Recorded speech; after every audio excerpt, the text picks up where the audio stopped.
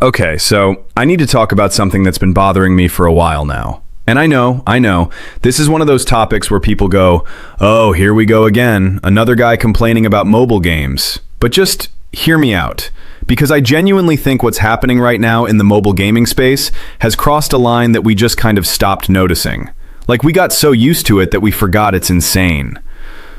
Okay, here's the slippery slope we all missed. Let's rewind for a second.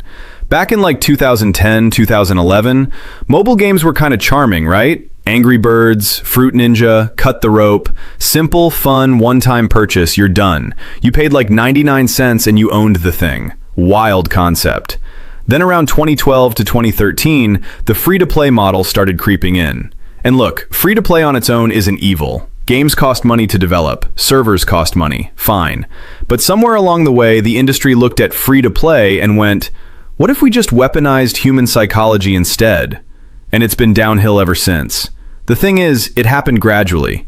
Each year they just pushed it a little further.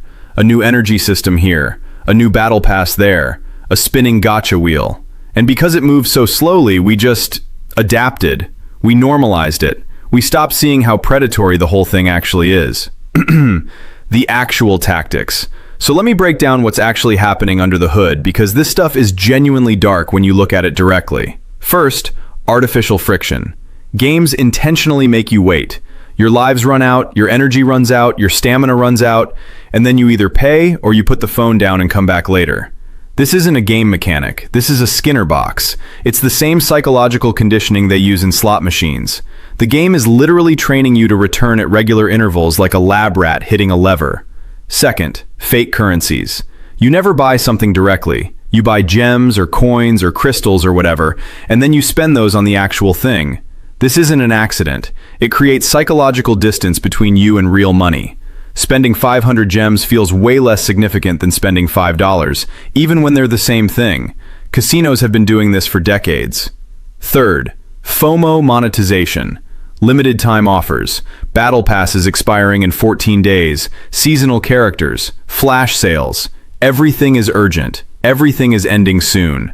This is specifically engineered to override your rational decision-making by triggering loss aversion. And it works. Studies show people will pay more to avoid losing something than to gain something equivalent. These developers know that. They hired people who know that. And fourth, gacha. Just straight up loot boxes with anime art on top. Genshin Impact, one of the most successful games ever made, has a system where pulling a top-tier character can statistically cost you upwards of $100, $200, sometimes more dollars. And it's legal in most of the world. Japan had to regulate it. Belgium banned loot boxes entirely. But everywhere else, have at it. The scale of this thing. Here's the part that really got me. The mobile gaming market made over $90 billion in 2023. $90 billion. That's more than Hollywood box office, more than the global music industry. Mobile gaming, games you play on the thing you use to text your mom, is bigger than movies. And a massive chunk of that revenue comes from what the industry calls whales, the top 1% to 2% of players who spend enormous amounts of money. And a lot of those people aren't doing it entirely by choice in a healthy way. There's documented cases, forums full of people, talking about spending thousands of dollars on mobile games and feeling genuine shame and regret about it. These aren't people who are careless with money. These are people who got caught in a system specifically designed to exploit compulsive behavior. The companies know this. They have behavioral economists on staff. They A/B test purchase prompts. They track the exact moment your willpower is lowest and surface the offer right then. But wait! What about the good ones?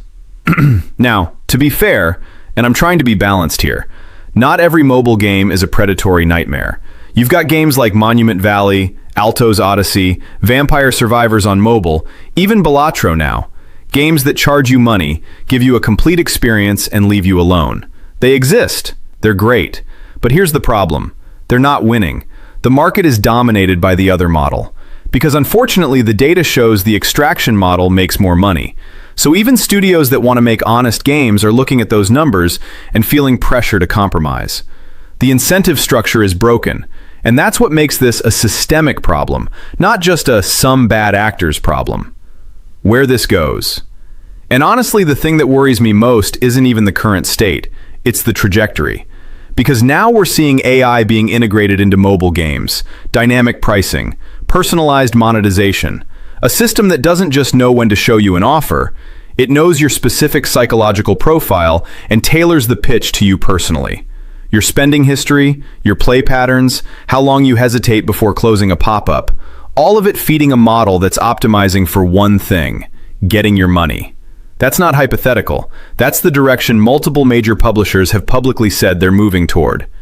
At some point we have to ask, is this still entertainment? Or is this just a really engaging invoice?